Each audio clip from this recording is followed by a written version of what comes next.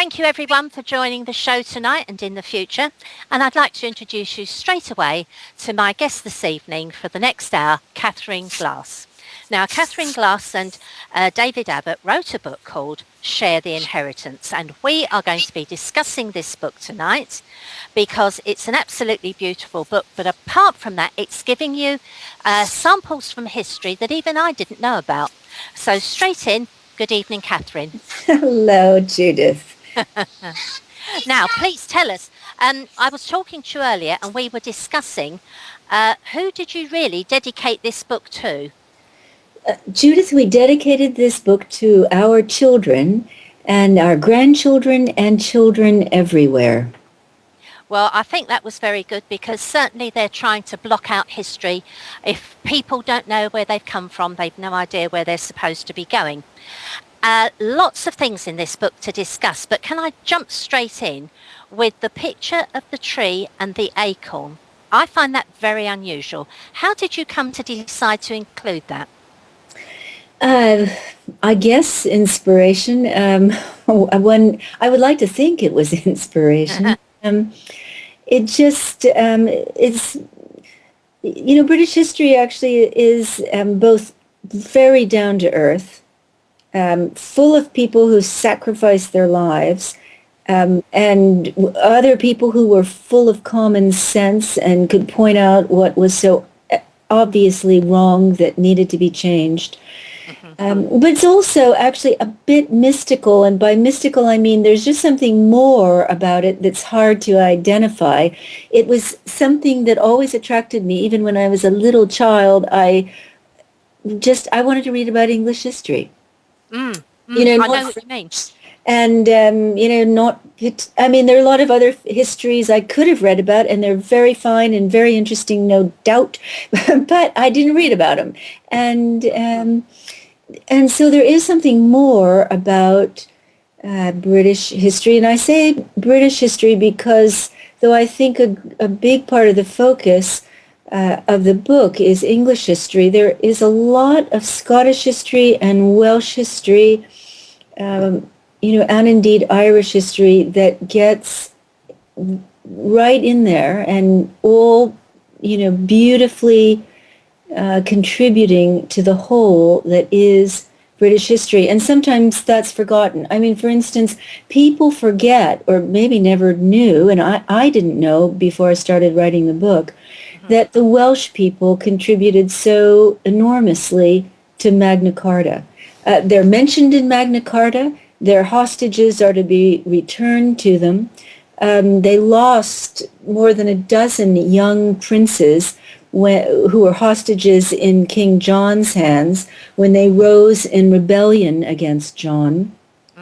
The fact that they were offering help and promising to rise when John fought Magna Carta, in other words, he agreed to it, he put his seal on it, or his seal was affixed to it, and then after a few sullen months, he decided that he was going to ask the Pope for help, and he was going to fight Magna Carta, and he was going to fight the men who had really confronted him with this great charter of liberty. And when he did, the Welsh were right there supporting the people of Magna Carta. And again, people will say, oh, yes, it's the barons of Magna Carta. And, they were just interested in themselves. And they completely write out the Welsh people. They write out the Scottish people who offered help. They write out all the people of London who rose up to help that army defending Magna Carta and refused to open their gates to John. They completely write out all the abbots and bishops who rode with the army to demand justice. I mean, it's one could almost say it is the story of British history that the best is written out and forgotten, and the worst is publicized. Well, I think I would entirely agree, and I think many people would as well. The business, for example, about Stephen Langdon, I got taught Magna Carta, if you can call it taught at school. Nobody ever mentioned Stephen Langdon, because without him, and this is why I think this book is so necessary. When I talk to people about the Constitution, the apathy, the what can I do? Everything is against me, is so 99% of the response. This shows you that it was the ordinary person in the street, not the great and the good, not the people with the education and the resources. It was the ordinary people that turned this country into something to be reckoned with. And I think these crap politicians we've got today are in for a big shock. Tomorrow is going to be more than a wake-up call for these people. It's going to be the start of people, ordinary people, fighting back just as they did at the time of Magna Carta, and saying, we will not agree to be treated in this way. I hope so. And I would say it was not only, though, the ordinary people. I mean, wonderfully, there were the great and the good. And I think one of the things we find today is that the great and the good seem to be kind of thin on, well, the great are all over the place, but the good seem to be thin on the ground. And yet there were many people who were great, who did phenomenal things and risked their lives and their possessions, their honors, everything that you might hold dear, they risked to defend justice. And I think that is a great lesson. And another kind of interesting lesson from Magna Carta is the number of older men who got involved in establishing and defending Magna Carta. I mean, they were in their 60s, they were in their 70s. And there were young men as well, but there were also these remarkable older men, which is another, I think, story that doesn't get told. Yeah, I mean, for the times you're talking about, 60 and 70 wasn't so much old. It was more ancient because most people didn't live past 30. Well, yeah, this is the 13th century. They're, constantly facing illnesses that we survive easily, but that, will kill them. And yes, that's true. That's true. Now, one of the things I'd like to ask you about, where did you come by? I mean, I've got to say, they are remarkable photographs. It isn't just the natural surroundings and environment, and goodness knows they're impressive in themselves, but things, for example, that have been merged together. You've got a lot of merged together photographs, the man's face with the Welsh dragon, for example. Did somebody do these for you? In the case of the boy's face with the Welsh dragon, yes, that actually was done by a photographer, not particularly for us, but for sale, and we purchased the rights to it. Then the acorn and the oak, for instance, which you mentioned, which is a kind of mystical image and which speaks to how connected our inheritance is to the universe. And that image was, conceived. I hesitate to say conceived. I mean, it's not, I don't think it's really an original idea. But anyway, I had the idea that I wanted to somehow portray this idea. And then I worked with a good friend of mine who was able to combine the image of Stonehenge or the sun and the moon as another composite image, the ring of covenant kind of hovering over the sands of Saunton. That's another composite image that we had created. Now, I presume that you were how many years writing this book? No, well, I suppose if you include my childhood reading about English history, maybe more years than I would like to count. But it was several years. There was a lot of research, but we were really lucky. I mean, for one thing, there are tremendous resources. One of the tremendous resources is the Oxford Dictionary of National Biography, and a lot of the information is kind of buried in there. It's only when you start pulling it out, you mentioned Stephen Langton, and then you discover, he's refusing to give Rochester Castle to King John. You have to kind of you just have to piece things together. But it has an enormous wealth. Then all these people from whom we purchased photographs, I mean, what people are doing today and their creativity and the fact that we were able to draw on that for this book, I mean, that is really tremendous.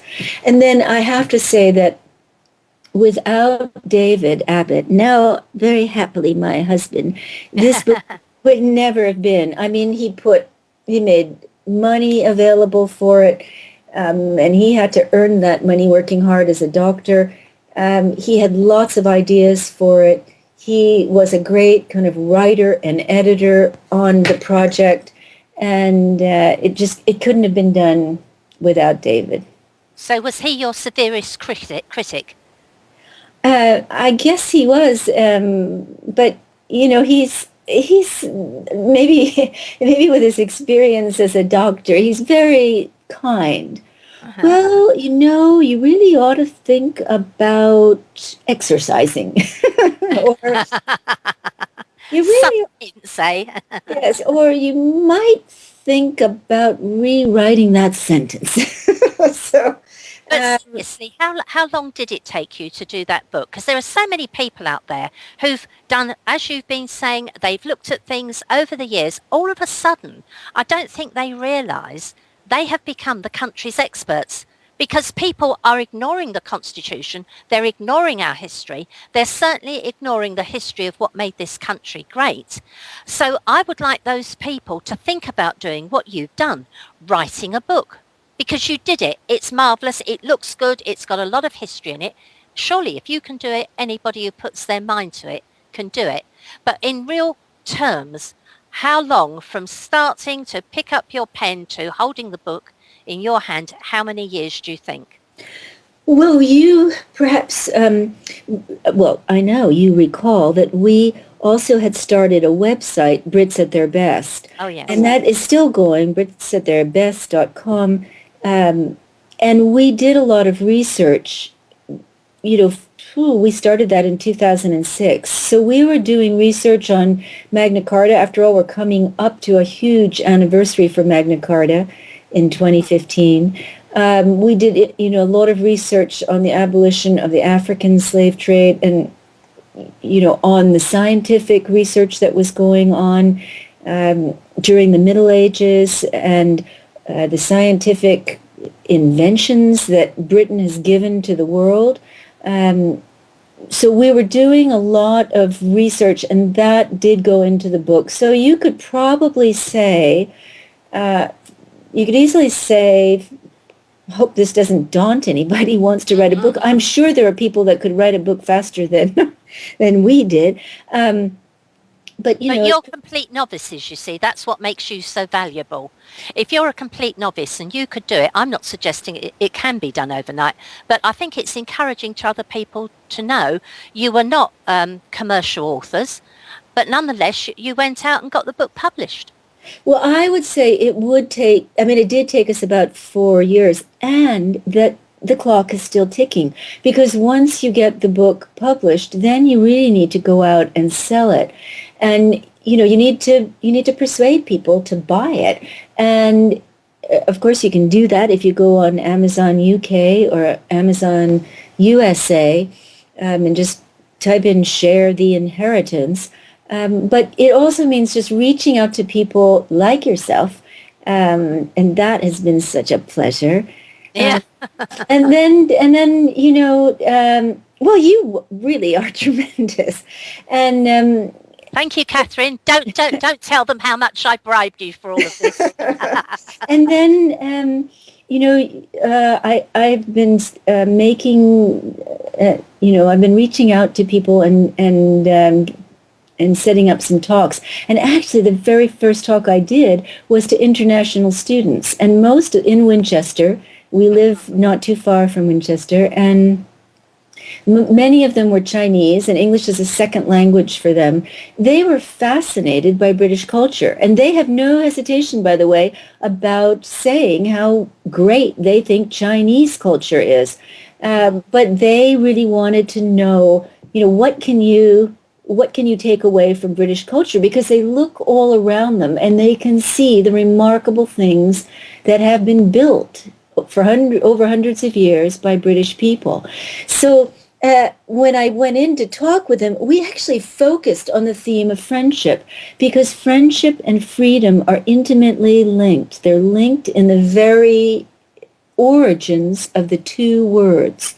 And you can see that theme of friendship going all through the book, whether it's the people who were fighting for Magna Carta or the bachelor knights who were fighting for representative government or the people who were actually pushing together to get the British Bill of Rights. And to get the Glorious Revolution. I mean, it is a wonderful theme, and it extends in all sorts of different ways. Freedom of religious conscience is another big contribution of Britain to the world. And that's not to say people weren't burned at the stake, but they were burned at the stake to affirm the right to religious conscience. And horrifying as that was, that incredible sacrifice on their part did achieve freedom of religious conscience in Britain and then in America and in the rest of the Anglosphere. And it is, that is a gift we can't live without. And that's actually something we say about all the gifts, because they all form a ring. They form a ring. Can I come back to you on 2 points with what you've just said? First of all, did I hear you say the Bachelor Knights? Yes. I've never heard of them. Who are the Bachelor Knights? Well, the Bachelor Knights were all unmarried, of course. And they were, many of them, the grandsons of people who had fought for Magna Carta. They were then faced with King John's son, Henry III. He had a very long reign. He did at least one good thing, which is that he built Westminster Abbey pretty much as we know it today. But he, frankly, was becoming more and more autocratic the longer he sat on the throne. He had corrupt sheriffs. He had lots of placeholders. He had lots of people who were giving bribes and extorting bribes. He was not delivering justice. He was getting into foreign wars. He was taxing the people terribly to pay for those foreign wars. I know this is going to sound reminiscent to you of today. And a lot of people rose up against him. And they, again, the story is told, it's Simon de Montfort, and he's awfully arrogant, and we don't really like him that much. But the fact is, there were lots of other people in England. There was the whole town of Oxford. There were carpenters. There were, bricklayers. There were people who were shoeing horses, who were all gathering to confront the king. And among them were these bachelor knights. And they stayed with Montfort the wonderful thing, of course, is that what they accomplished were these reforms so that they would have honest sheriffs, so that they would not, the king could not just decide unilaterally on these foreign interventions, these costly interventions, costly in blood and money. And so that they could actually be recognized as advising the king. And that, of course, was, that goes back to Clause 61 in Magna Carta. So they had the provisions of Oxford and Westminster. Whoa, I think we lost our connection. Oh, no, we're still there, as far as I can see. We're still good. There. I heard a very strange noise. Thank you. Okay. So the Bachelor Knights supported these reforms. What year are we talking about, roughly? We're talking about the 1260s. 1260s, good God. Yes. And so what they did was they actually established the first elected parliament in British history, 1265. And the Isle of Man's parliament may be older, but let's say in terms of England, it was anyway the first English parliament, and that was elected. And they had knights coming representing the shires, and they had townspeople coming who had been elected out of their own towns to represent their towns. Then the king and the Prince of Wales, Prince Edward, fought back, and they were able to hold their own. They even were able to capture the king. 3,000 Londoners lost their lives supporting this parliament. Again, totally forgotten by everybody as far as I can tell. And then with the king, Montfort and the Bachelor Knights and anyone else in support of the reforms, were kind of at a loss. I mean, what do you do when you face this tremendous power of the king and he isn't willing to live by his promises? I mean, what do you do? So, and then Montfort was kind of arrogant and was often, I think, a bit too concerned about helping his family. And so and other barons were very envious. He was, yep. And he was a baron, of course, himself. The Earl. And eventually there was another great battle led by the Prince of Wales. And Montfort, they were surrounded. They refused to use the Abbey of Evesham as a place, where they could hole up, or they could make sanctuary, attacks. You mean? Well, I wouldn't like to use that word, because if you are running for your life and you need help, okay, well then yes, sanctuary that's the right thing. But to use a religious place as a place to make attacks on others, that is wrong. That's done in our world today, all over the world, but it's wrong. And they refused to do that. They had Henry III as their prisoner, but they refused, rather idealistically, to use him as a pawn. They were determined they were going to face the Prince of Wales in battle, but Montfort could see that they were going to die, and he urged the Bachelor Knights to flee and, take up the cause another time. They refused to leave him. And, just as it's said, and I say this really kind of unequivocally, part of a great part of British history, idealistic and inspiring, has been created by Christians. And they absolutely right. And they believe not only that, no greater love hath anyone than to die for his friends, as the Lord said, but they also believed that this life, precious and glorious and wonderful and sweet as it is not all that there is of life, and that there is eternal life. And they were willing to die in order to protect and defend the reforms. And by the way, nobody paid them to be there. Nobody paid any of these wonderful people over all these centuries to defend the reforms. In fact, they were sacrificing their homes and their farms and their livelihoods to do the right thing. Yep. So to go into battle, Montfort is killed, his son is killed. One of the people who, Piers de Montfort, who's not related but has the same name, was killed, but his son, Piers, for instance, survived. A number of the Bachelor Knights survived. They then kind of did make a last stand at Kenilworth Castle, and down in Hampshire in the forests. And eventually they lost everything. They lost all their lands. They became known as the dispossessed. Gosh. But the extraordinary thing is that their memory was kept alive by the common people of England, and you might say common, but I would also say the extraordinary people of England, and the townspeople and the people in the shires. And within about 10 years, the reforms were back. Henry III was dead. Edward was on the throne. The dispossessed were able to buy their lands back if they could gather any money together.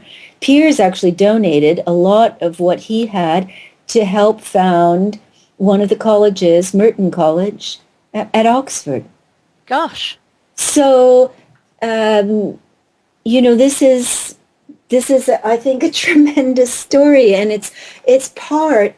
I mean, I'm obviously an American with my accent, but Americans consider that the ancient rights and liberties of Britain are America's rights and liberties. And in fact, we were fighting King George III in the American Revolution, but we were also fighting Parliament. Parliament was just as bad as the king, we felt, and there maybe people differ about this, but in kind of pushing high taxes on us, telling us that we would not be able to have any kind of representation as far as those taxes went, pushing governors on us whom we could no longer control by paying their salaries. Parliament said, oh no, we'll pay their salaries. Well, when Americans could no longer pay those salaries, they had no way of controlling those governors either.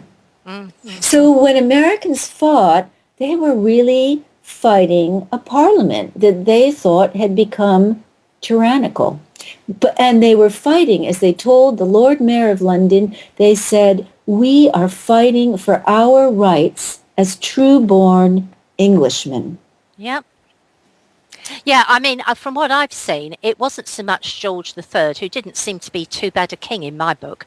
It was the problem with Parliament. And I read out in last week's programme a quote from Pitt where he was saying that things were not being done constitutionally. And it seems to me that, in fact, this country, although it hasn't recognised it before, has had a permanent problem with getting the Constitution acknowledged. Once some people get a bit of power, they will go against the Constitution because the Constitution is the only thing controlling them. I think you have a good point. I do want to say that, of course, the history of Britain is also the history of very brave people in Parliament fighting the monarchy or fighting a particular sovereign like Charles I, who comes up with this addled notion that he has a divine right to be king and who's going to trample over, once again, that phrase, ancient rights and liberties. It just goes back into every major document in British history. So Parliament, I don't want to make an enemy of Parliament, although I do feel that the MPs have not defended British rights and liberties in approving the Lisbon Treaty and in,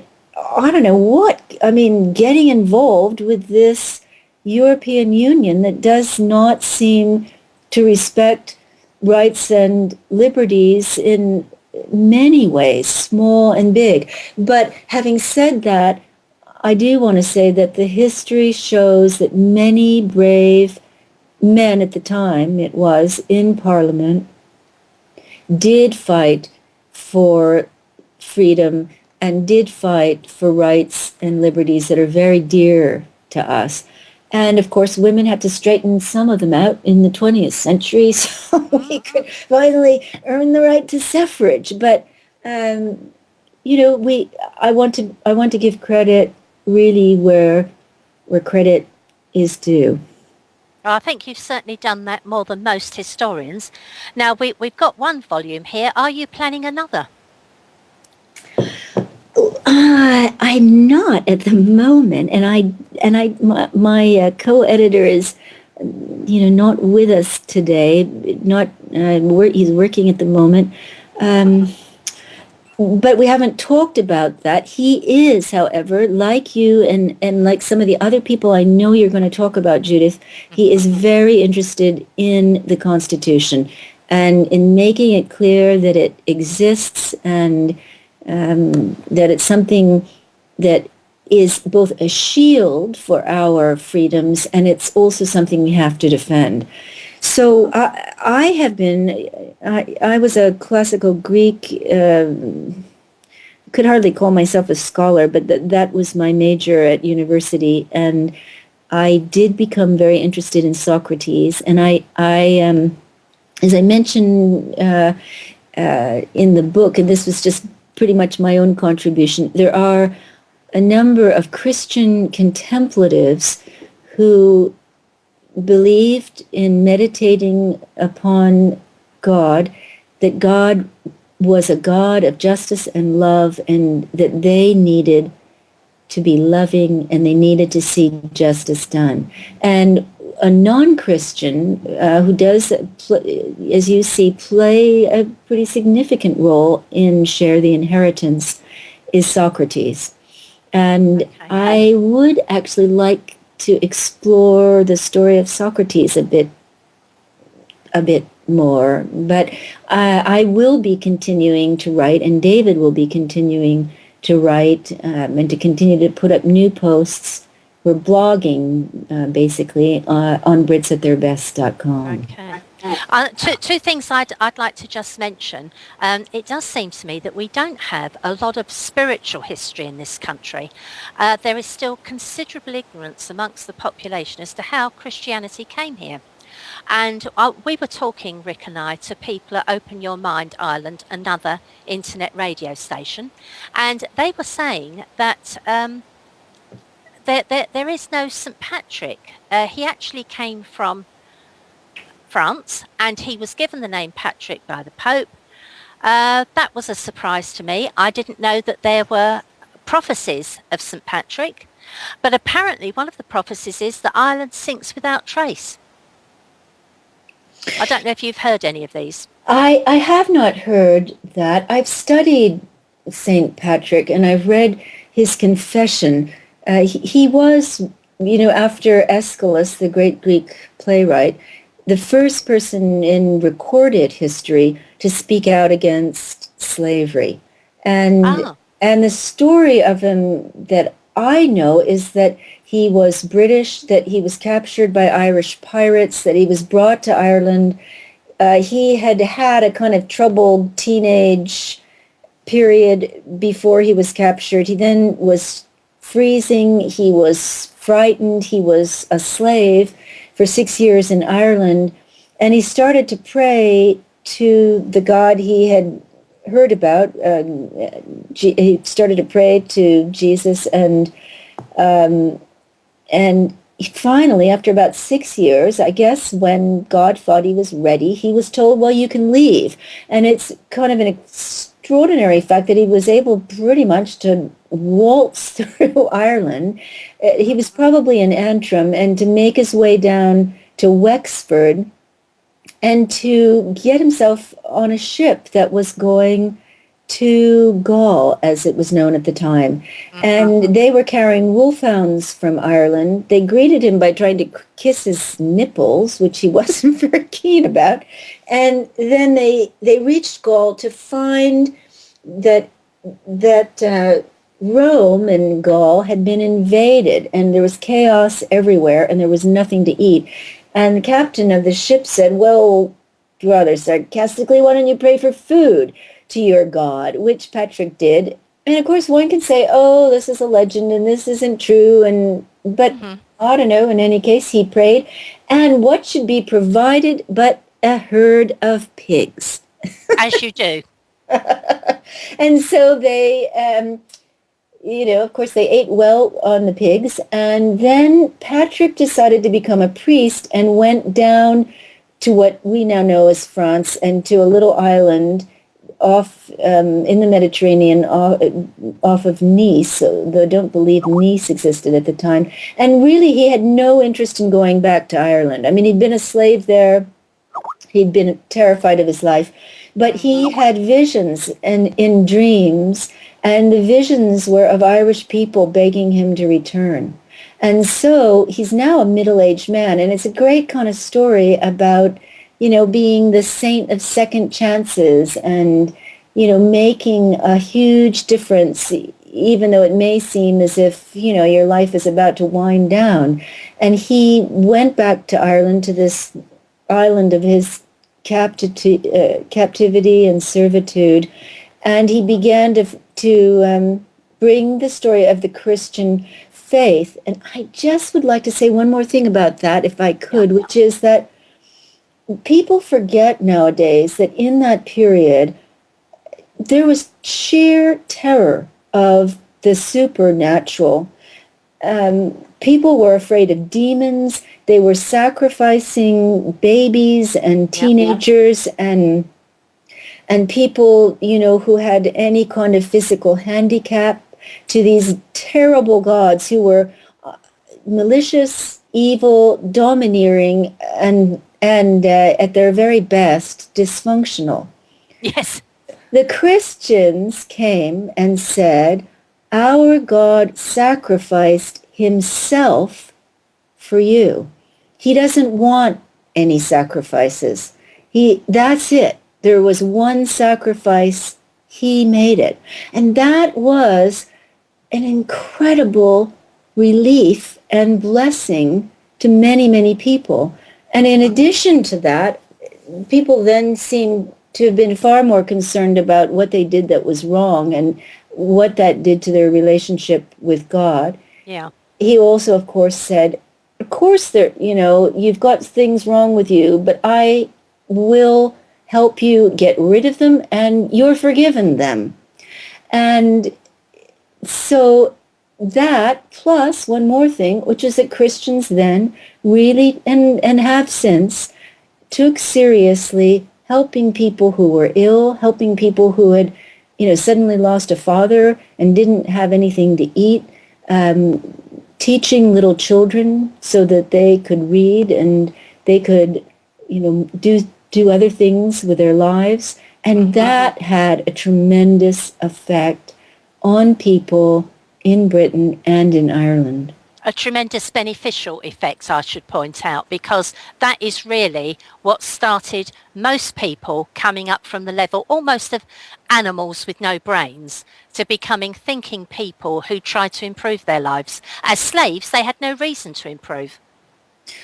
As a slave, no, you have only reason to despair. Yeah. Now, the other thing I want to ask you, this is something else that cropped up in a conversation with Francis Kojo, who has written a book on Sir Robert Anderson and the prophecies of the EU. Now, he was saying that prior to Christianity going to Ireland, one of the 10 lost tribes had settled there. Have you come across this story before? I have heard that story. Do you give it any credibility? I do not know. One of the wonderful things that Socrates said and believed so intensely was, I know what I do not know. And I do feel that way. I mean, this is something I don't really know anything about, and I'm happy to say I don't really know anything about. But I do think that with the advent of DNA, it may be possible to look at the DNA of various, Irish citizens and compare them to the DNA of Jewish people. And I say that and then would add, well, of course, this is supposed to be the lost tribe. Perhaps you wouldn't find the DNA of a Jewish tribe in Israel, but they actually believe they have found the DNA of Jewish people down in southern Africa. So who knows? Maybe DNA will shed some light on that legend. Yeah, I think this is true. The DNA has certainly shown up a similarity between Jewish people and the Coptic Christians in Egypt. So that's another little link there. And now under the heading of history that's almost disappeared from view, can I come back with another question, please? I've heard, that, and you may have heard or not, but it would be nice to know if you had. Apparently, England still owns America. Have you heard that? That I have not heard. And I think right. Americans might take issue with it. Well, I was surprised myself. So going back to your book now, do you go out to book fairs and things like this? I have gone, but I have to say, Judith, that I'm not very good at selling this book. Not yet. I'm going to get better. And I think part of it is that I'd like to just give it away. But really, in fairness to David, and you know, I'd like to get a little bit of, I'd like to sell it for something. I also think people probably really think better of something that they have to pay something for.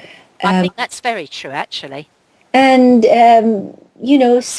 but no, I've gone out, but it haven't been too good yet. But at one of the fairs where I was, well, let me step back. At the fair where I was, I did find that when people understood that the book could really be read to a child or by children, maybe 10 or 11 years old, they became very interested in it. And I think that the book is clear enough for even adults to understand. But well, I mean, I'm an adult, and I was astonished by some of the things in there, particularly, as I say, the Stephen Langdon business, because I'd never heard about that before at all. I mean, without Stephen Langdon, I'm quite sure there wouldn't have been a Magna Carta. I think you're right. I think you're absolutely It was right. his understanding of the charters of Henry I that really got that started. And without that, I think we'd have been just like Europe. We would have descended into a bloody civil war, slaughter. Anybody with a brain would have gone.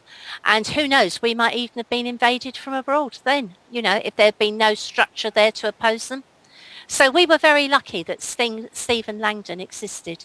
I think we were, and keep in mind, or maybe your listeners would like to know, that his knowledge of this Charter of Liberty of Henry I, in which Henry agreed to observe the law. I mean, you look at a place like Zimbabwe, you look at so many places in the world where the leaders are not observing the law, where they are all above the law. And you can see how significant that principle is. That